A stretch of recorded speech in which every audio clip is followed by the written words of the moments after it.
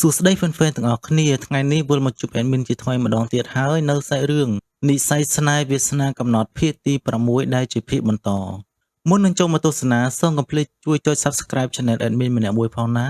ាផ្ដើមសាច់រឿងដំបូងកាត់មកមើលខាងទូប្រុសជាមួយនឹងកូនចៅរបស់ទ្រង់វិញពេលនៅដែរទូប្រុសក៏បានសួរទៅកាន់កូនចៅរបស់ទ្រង់ថាតើពួកឯងបានតាមដានក្រុមឃាតករទៅនោះតើទទួលបានព័ត៌មានយ៉ាងណាដែរពេលនោះដែរគូអ៊ីក៏បាននិយាយប្រាប់ទៅកាន់ទូប្រុសយើងថាក្រាបទូលព្រះអង្គមកទល់ពេលនេះគឺយើងរកឃើញតែ4នាក់ប៉ុណ្ណោះក្រាបទូលពួកគេបានចាក់ចេញពីទីក្រុងមុនពេលមេឃងងឹតទៅទៀតហើយពួកគេមិនបានស្នាក់នៅក្នុងទីក្រុងនេះទេពួកគេពិតជាមានការប្រុងប្រយ័ត្នខ្លាំងណាស់មើលទៅពួកគេទំនងជាមិនមែនជាក្រុមឃាតករធម្មតានោះទេក្រាបទូលហើយទូបង្គំជាមួយនឹងគូយូបានតាមដានពួកគេពីក្រោយចោលរហូតប៉ុន្តែទូបង្គំពុំបានតាមដានពួកគេនៅពេលដែលពួកគេចេញពីទីក្រុងនោះទេព្រោះខ្លាចធ្វើឲ្យពួកគេដឹងខ្លួនភ្លាមនោះដែរយុនហ្វាងក៏បាននិយាយឡើងថាបើតាមអ្វីដែលឯងបានរៀបរាប់គឺខ្ញុំសង្ស័យថាក្រុមឃាតករទៅនោះគឺជាចារកម្មនៃនគរជីងសៀវដែលស្ថិតនៅក្រោមការគ្រប់គ្រងរបស់ព្រះអង្គម្ចាស់សៀកជីងស៊ឺជាក់ជាមិនខានប៉ុន្តែហេតុអ្វីបានជាព្រះអង្គម្ចាស់សៀកជីងស៊ឺបែរជាចង់សម្លាប់អ្នកនាងហ្វូយេសៀវទៅវិញវារឹតតែគួរឲ្យចាប់អារម្មណ៍ខ្លាំងណាស់ពេលនោះដែរយុនហ្វាងក៏បានសួរទៅកាន់ទូប្រុសយើងថាព្រះអង្គម្ចាស់តើយើងមានផែនការអ្វីបន្តទៀតក្រាបទូលទូប្រុសរបស់យើងក៏បានឆ្លើយប្រាប់ទៅកាន់ពួកគេថាប្រសិនបើពួកគេប្រញាប់ចង់កម្ចាត់អ្នកនាងហ្វូយេសៀវអញ្ចឹងវាកាន់តែបង្ហាញយ៉ាងច្បាស់ថាអ្នកនាងហ្វូយេសៀវមានអាកំបាំងអ្វីនៅក្នុងដៃជាក់ជាមិនខានដែលធ្វើឲ្យពួកគេមានការភ័យខ្លាចអ្វីដែលយើងត្រូវធ្វើបន្តទៀតនោះគឺត្រូវរក្សាភាពស្ងៀមស្ងាត់ប៉ុន្តែយើងត្រូវតាមដានពួកគេដោយសម្ងាត់ផងដែរក្រឡេកមកមើលក្មេងៗទាំង3នាក់ឯនេះវិញពេលនោះដែរពួកគេកំពុងតែវឹកហាត់ពីការឈរចំហជើងសេះគ្រានោះដែរទូប្រុសរបស់យើងក៏បានដើរមកឃើញហើយទ្រង់ក៏បាននិយាយទៅកាន់ពួកគេថាការឈរចំហជើងសេះរបស់ពួកគេគឺឈរបានល្អប៉ុន្តែបើគ្រាន់តែរៀនឈរពីចំហជើងសេះគឺមិនអាចការពារខ្លួននឹងគ្រូរបស់ពួកគេបាននោះទេភ្លាមនោះដែរក្មេងៗទៅនោះក៏បានស្ដីឲ្យទូប្រុសយើងថាវាមិនមែនជារឿងរបស់លោកនោះទេតែត្រូវទូប្រុសរបស់យើងឆ្លើយតបវិញថាខ្ញុំគឺជាមិត្តជាមួយនឹងគ្រូរបស់ពួកឯងបើសិនជាពួកឯងមិនចង់ឲ្យខ្ញុំណែនាំនោះទេក៏មិនអីដែរភ្លាមនោះដែរទូប្រុសរបស់យើងបំរុងនឹងដើរចេញទៅស្រាប់តែអាហ្វាងក៏បានសួរទៅកាន់ទូប្រុសយើងថាតើព្រះអង្គម្ចាស់ចង់ជួយពួកយើងយ៉ាងដូចម្ដេចទូប្រុសរបស់យើងក៏បានប្រាប់ទៅកាន់ពួកគេថាបើសិនជាពួកឯងចង់ដឹងឆាប់ដើរតាមយើងមករំពេចនោះដែរស្រាប់តែអាហ្វាងក៏បានដើរតាមទូប្រុសរបស់យើងទោះបីជាគ្នារបស់ពួកគេហាមឃាត់យ៉ាងណាក៏ដោយក៏អាហ្វាងមិនបានស្ដាប់នោះដែរពេលដែលទូប្រុសបាននាំអាហ្វាងមកដល់ឃ្លាំងផ្ទុកអាវុធរបស់ទ្រង់អាហ្វាងគេមានការភ្ញាក់ផ្អើលនិងសប្បាយចិត្តយ៉ាងខ្លាំងព្រោះតែគេពុំដែលឃើញអាវុធល្អៗបែបនេះពីមុនមកនោះទេពេលនោះដែរទូប្រុសរបស់យើងក៏បានប្រាប់ឲ្យអាហ្វាងរើសយកអាវុធមួយដែលគេស្រឡាញ់មិនតែប៉ុណ្ណោះទ្រង់ក៏បានសួរអាហ្វាងថាតើឯងមានដឹងពីរឿងរ៉ាវរបស់អ្នកនាងហ្វូយេសៀវដែរឬទេអាហ្វាងក៏បានប្រាប់ទៅកាន់ទូប្រុសយើងថាគេបានដឹងរឿងរ៉ាវតួស្រីរបស់យើងច្រើនព្រោះតែគេបាននៅជាមួយតួស្រីតាំងតែពីតូចមកម្ល៉េះគេបាននិយាយរៀបរាប់ប្រាប់ទូប្រុសយើងថាគេគឺជាក្មេងកំព្រាព្រោះតែឪពុករបស់គេបានស្លាប់នៅក្នុងសមរភូមិហើយគេត្រូវបានតួស្រីរបស់យើងរើសមកចិញ្ចឹមតាំងតែពីតូចហើយតួស្រីបានបរិញ្ញាក្បាច់គុណដល់ពួកគេខ្លះៗទុកក្រុងការពារខ្លួនហើយពួកគេក៏បានសន្យាជាមួយនឹងតួស្រីថាធំឡើងពួកគេនឹងចូលធ្វើជាទាហាននៅនគរជាណានប៉ុន្តែត្រូវតួស្រីរបស់យើងហាមឃាត់ដោយមិនឲ្យពួកគេចូលធ្វើជាទាហាននោះទេ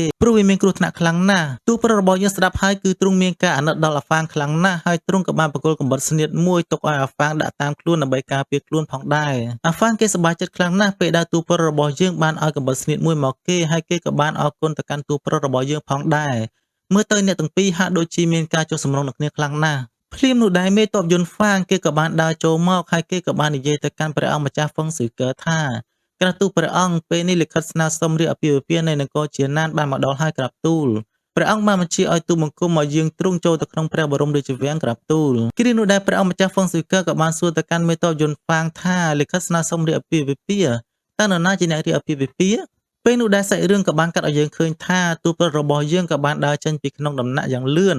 ហើយទ្រង់ក៏បានឡើងលើខ្នងសេះនិងហៅមេតបទៅនោះកុំឲ្យដើរតាមទ្រង់ផងដែរហើយទ្រង់ក៏បានចេញដំណើរទៅកាន់ព្រះបរមរាជវាំងបាត់ទៅកាត់មកមើលតួស្រីយើងវិញក្រោយពីអាហ្វាងទទួលបានកូនកំបិតពីតួប្រុសពេលនោះដែរប្អូនស្រីរបស់គេក៏បានដណ្ដើមយកកំបិតពីអាហ្វាងព្រោះតែគេមិនចង់ឲ្យអាហ្វាងទទួលអំណោយពីតួប្រុសរបស់យើងនោះទេដោយសារតែគេមិនបានចូលចិត្តតួប្រុសរបស់យើងឡើយស្របពេលនោះដែរតួស្រីរបស់យើងក៏បានដើរមកដល់ហើយនាងក៏បានឃើញក្មេងៗទៅនោះកំពុងតែបតែបតប់គ្នា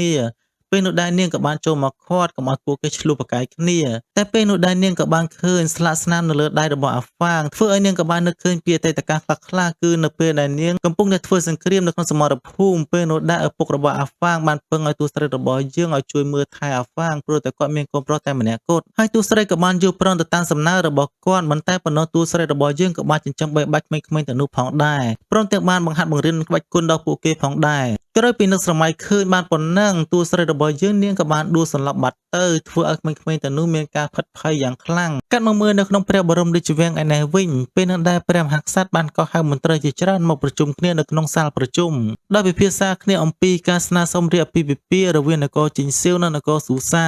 ពេលនោះដែលមានមន្ត្រីមួយចំនួនបានបញ្ចេញយោបល់គាំទ្រទៅនឹងការស្នើសុំរៀបអាពាហ៍ពិពាហ៍នេះដោយពួកគេខ្លាចក្រែងមានសង្គ្រាមម្ដងទៀតដែលជាហេតុធ្វើឲ្យនគរទាំងពីររងការខាតបង់ជាពិសេសទៀតនោះធ្វើឲ្យប្រជារាស្ត្ររងទុក្ខហើយម្យ៉ាងវិញទៀតលិខិតស្នើសុំរៀបអាពាហ៍ពិពាហ៍នេះគឺខាងនគរជីងសៀវគេជាអ្នកស្នើសុំមកនគរស៊ូសាយើងអញ្ចឹងមានន័យថាពួកគេគ្មានគំនិតចង់ប្រកាសសង្គ្រាមជាមួយនឹងយើងនោះទេគឺពួកគេកំពុងតែស្វែងរកសន្តិភាពផងដែរចំណែកឯមន្ត្រីមួយចំនួនទៀតដែលនៅខាងតួប្រុសរបស់យើងគេក៏បានបញ្ចេញយោបល់ថាក្រៅទូព្រះអង្គប្រសិនបើនគរជីងសៀវគេមានគំនិតចង់សម្ព័ន្ធភាពជាមួយនឹងនគរស៊ូសាយើងពិតមែនហេតុអីបានជាគេមិនប្របញ្ជូនព្រះនាងរបស់ពួកគេមករៀបអាពាហ៍ពិពាហ៍ជាមួយនឹងព្រះរាជបុត្ររបស់នគរស៊ូសាយើងព្រោះតែនគរស៊ូសារបស់យើងគឺមានព្រះនាងតែមួយអង្គគត់បើតាមគំនិតរបស់ទូបង្គំយើងមិនគួរបញ្ជូនព្រះនាងរបស់យើងឲ្យទៅរៀបការជាមួយនឹងនគរជីងសៀវនោះឡើយក្រាបទូលគ្រានោះដែរព្រះអង្គម្ចាស់ហ្វឹងស៊ុយកើទ្រង់ក៏បានយាងមកដល់នៅក្នុងសាលប្រជុំហើយទ្រង់ក៏បានក្រាបថ្វាយបង្គំព្រះបិតារបស់ទ្រង់ផងដែរពេលនោះដែរព្រះអង្គក៏បានប្រាប់ទៅកាន់ទូប្រុសរបស់យើងថាខាងនគរជីងសៀវគេបានបញ្ជូនបេសកជនមកនគរស៊ូសាយើងដើម្បីចង់សម្ព័ន្ធភាពមេត្រីជាមួយនឹងគ្នាដោយពួកគេបានស្នើសុំបុត្រីស៊ីយ៉ាងឲ្យរៀបអាពាហ៍ពិពាហ៍ជាមួយនឹងបុត្រារបស់គេដើម្បីជាថ្នូរនឹងសន្តិភាពយូរអង្វែងរវាងនគរទាំងពីរតើបុត្រយល់យ៉ាងណាដែរភ្លាមនោះដែរទូប្រុសរបស់យើងក៏បានទូលទៅកាន់ព្រះបិតារបស់ទ្រង់វិញថាក្រាបទូលព្រះបិតាពេលនេះរបួសទូបង្គំបានជាសះស្បើយវិញហើយក្រាបទូលហើយម្យ៉ាងវិញទៀតកងទ័ពនៅនគរស៊ូសារបស់យើងពួកគេក៏បានត្រៀមខ្លួនរួចជាស្រេចផងដែរដើម្បីធ្វើការប្រយុទ្ធជាមួយនឹងនគរជីងសៀវគ្រានោះដែរក៏មានមន្ត្រីម្នាក់បានចេញមកអះអាងនៅចំពោះប្រភពរបស់ព្រះរាជាថាក្រាបទូលព្រះអង្គនគរស៊ូសារបស់យើងទើបតែចាញ់សង្គ្រាមនៅក្នុងសមរភូមិភីងលីងពេលនេះដែរអាវុធសម្លៀកបំពាក់និងស្បៀងរបស់ពួកយើងគឺពុំទាន់បានបោះបង់នោះទេក្រាបទូលប្រសិនបើយើងធ្វើសង្គ្រាមម្ដងទៀតវាប្រកាសជាធ្វើឲ្យស៊ូសារបស់យើងជួបគ្រោះថ្នាក់ជាក់ជាមិនខានទូព្រះបង្គំគិតថាវាគឺជាឱកាសមួយដ៏ល្អសម្រាប់នគរស៊ូសាយើងដើម្បីកសាងប្រទេសជាតិឡើងវិញលើសពីនេះទៅទៀតការដែលបញ្ជូនព្រះនាងទៅរៀបអាពាហ៍ពិពាហ៍ជាមួយនឹងនគរជីងសៀវគឺហាក់ដូចជាព្រះប្រទានពរអញ្ចឹងព្រោះតែព្រះនាងបានបញ្ជានៅសង្គ្រាមដែលជាហេតុធ្វើឲ្យប្រទេសជាតិរីកចម្រើននិងប្រជារាស្ត្របានសុខសប្បាយផងដែរសូមព្រះអង្គមានព្រះតម្រិះក្រាបទូលស្របពេលនឹងដែលមានមន្ត្រីមួយចំនួនក៏យល់ស្របទៅតាមគំនិតមួយនឹងដែរហើយពួកគេក៏បាននាំគ្នាលុតជង្គង់ទទូចឲ្យព្រះអង្គស្របប្រតិទៅតាមគំនិតរបស់ពួកគេក្រោយពីបានឮសម្ដីបែបនេះហើយទូប្រុសរបស់យើងក៏បានដើរមកជិតមន្ត្រីម្នាក់នោះធ្វើឲ្យមន្ត្រីម្នាក់នោះមានការភ័យខ្លាចយ៉ាងខ្លាំងហើយទូប្រុសរបស់យើងក៏បាននិយាយឮឡើងថានគរស៊ូសារបស់យើងពុំដែលមានច្បាប់ទម្លាប់ឯណាបញ្ជូនព្រះនាងឲ្យទៅរៀបការជាមួយនឹងនគរសត្រូវដើម្បីដោះដូរជាមួយនឹងសន្តិភាពនោះទេហើយសំណើសុំរៀបការរបស់នគរជីងសៀវវាគឺជាការប្រមាថដ៏ធ្ងន់ធ្ងរមួយមកលើនគរស៊ូសារបស់យើងបើសិនបើយើងធ្វើបែបនេះមែននោះគេនឹងសើចចំអកឲ្យយើងថាប្រុសៗនៅនគរស៊ូសានេះគឺគ្មានសមត្ថភាពក្នុងការស្វែងរកសន្តិភាពឲ្យព្រះនគរនោះទេបែរជាពឹងទៅលើមនុស្សស្រីទៅវិញខ្ញុំមិនគាំទ្រចំពោះសំណើសុំរៀបអាពាហ៍ពិពាហ៍នេះជាដាច់ខាតភ្លាមនោះដែរព្រះរាជាបានស្រែកកំហុកឲ្យទូប្រុសរបស់យើងថាប្រហើនហើយទ្រង់មានបន្ទូលទៀតថាឯងទៅទូចធ្វើសង្គ្រាមជាមួយនឹងនគរជីងសៀវនេះព្រោះតែឯងចង់បានគុណសម្បត្តិដើម្បីឲ្យគ្រប់គ្នាគេកោតស្ញប់ស្ញែងចំពោះឯងប៉ុន្តែឯងមានដឹងទេថានៅក្នុងនគរស៊ូសានេះគ្មាននរណាម្នាក់ដែលហ៊ានស្រែកលោឡានៅចំពោះព្រះភ័ក្ត្រយើងនោះទេតែមន្ត្រីទាំងអស់គ្នានេះពួកគេមិនគិតគូរពីសុខសុវត្ថិភាពប្រទេសជាតិដូចឯងទេតើមែនទេនិយាយចប់ព្រះរាជាក៏បានបញ្ជាឲ្យអ្នកទាំងអស់គ្នាក្រោកឡើងស្របពេលនោះដែរលោករដ្ឋមន្ត្រីជួងសឹងក៏បានបញ្ចេញយោបល់ថាក្រាបទូលព្រះអង្គបើតាមគំនិតទូបង្គំមានគំនិតថាព្រះអង្គម្ចាស់ហ្វុងស៊ុយកើមានបន្ទូលបែបនេះគឺមិនខុសទេក្រាបទូលបើសិនបើយើងបញ្ជូនព្រះនាងឲ្យទៅរៀបការជាមួយនឹងនគរជីងសៀវនោះយើងក៏មិនប្រកាសថាអាចដូរបានសន្តិភាពជារៀងរហូតនោះដែរក្រាបទូលប៉ុន្តែប្រសិនបើយើងមិនបញ្ជូនទៅនោះទេនគរជីងសៀវគេនឹងបានឡែកដើម្បីធ្វើសង្គ្រាមជាមួយនឹងនគរស៊ូសាយើងជាក់ជាមិនខានទូព្រះបង្គំមានគំនិតមួយគឺយើងគួរតែប្រគល់ក្រុងចំនួន4ឲ្យទៅខាងនគរជីងសៀវដើម្បីធ្វើជាថ្នូរដូរយកសន្តិភាពវិញទៅក្រាបទូលយ៉ាងហោចណាស់ក៏អាចរក្សាសន្តិភាពបានពី3ទៅ4ឆ្នាំដែរក្រាបទូលភ្លាមនោះដែរទូប្រុសរបស់យើងក៏បានសួរទៅកាន់លោករដ្ឋមន្ត្រីជួងសឹងថាតើលោកកំពុងតែនិយាយពីស្អីដែរលោករដ្ឋមន្ត្រីជួងសឹងក៏បានឆ្លើយតបទៅកាន់ទូប្រុសយើងវិញថាទូបង្គំដឹងថាព្រះអម្ចាស់បានបង្ហូរឈាមនិងខំប្រឹងប្រយុទ្ធខ្លាំងណាស់នៅក្នុងសមរភូមិដើម្បីដណ្ដើមយកក្រុងទាំងនេះ ប៉ុន្តែនេះគឺជាជំរឿតែមួយគត់របស់យើងក៏ដូចជាសម្រាប់ប្រជារាស្ត្ររបស់យើងទូទាំងនគរផងដែរពេលនោះដែលព្រះរាជាក៏បានហាមឃាត់អ្នកទាំងពីរកុំឲ្យប្រកែកគ្នាទៀតហើយទ្រង់ក៏បានប្រាប់អ្នករាល់គ្នាថាយើងនឹងចាំមើលកំណត់របស់បុត្រីវិញតើនាងយល់យ៉ាងណាដែរ